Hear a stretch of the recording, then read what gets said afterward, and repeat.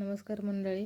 आज मी आले आहे बोरीगावच्या सिद्धेश्वर महाराज मंदिरात, जे की शंकराचं आहे. आणि हे मंदिर खूप सुंदर आहे. पहिल्यांदा जुनं मंदिर होतं तेव्हाही खूप छान होतं, आणि आता तर त्याचं काम झाल्याच्या नंतर ते अजूनच छान दिसतंय मंदिर. आणि ह्या मंदिरात जे पुजारी बाबा असतात ते मंदिराची खूप स्वच्छता ठेवतात.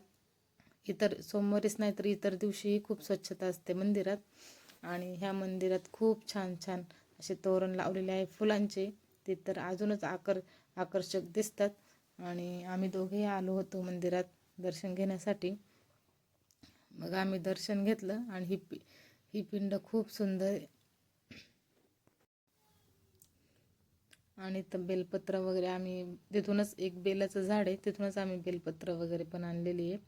आणि वरती बघा फुलांची किती माळा लावलेल्या आहेत त्यांनी. खूप सुंदर आहे फुलं. हे आर्टिफिशियल फुलं आहेत आणि त्यांनी माळा लावलेल्या आहेत.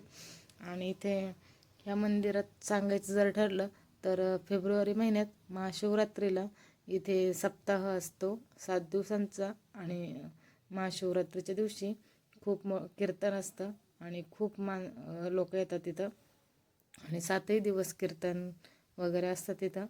आणि खूप छान वाटतं ह्या मंदिरात. आणि ह्या मंदिरात आल्याच्यानंतर खूप म्हणजे असं मन प्रसन्न होतं. आम्हाला दर सोमवारी जरी वेळ नाही भेटला तरी आम्ही आधीमध्ये येतोच ह्या मंदिरात.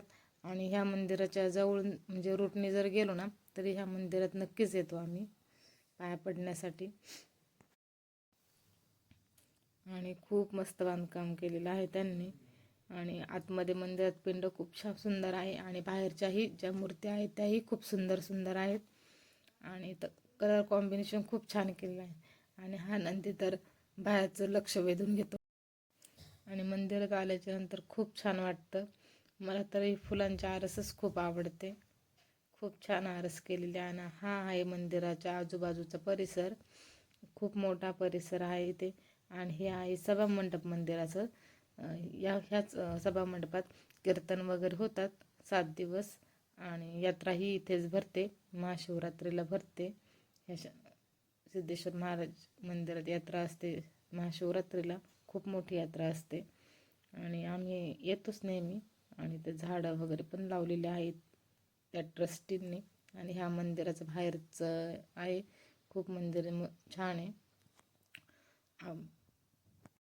तर कसं वाटलं